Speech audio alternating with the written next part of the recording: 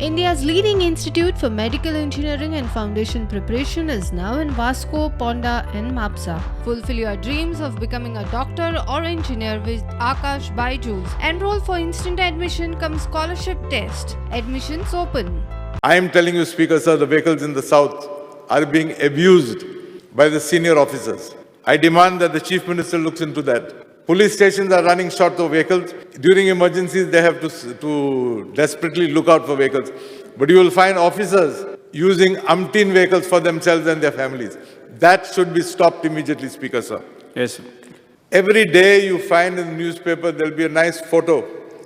Police constables surrounding a particular person saying that they have caught with drugs. Look at the quantities that are being caught with. Pathetic, peanuts of the police catching a man with a substantial quantity of drugs. The peddler cannot get drugs unless there is a supplier to that. Tell our police force to pay attention to identify those people. Those people are never caught. They're only catching the peddlers who are roaming with a couple of grams on the road. Yes, then they'll put on the paper, international value of this is worth so many crores of rupees. Again, it is just an eyewash. Get down to the crux of it. Show us guns that you can police properly. Catch the main culprits and not those small young students that are being shown. I have a request to the Information Department.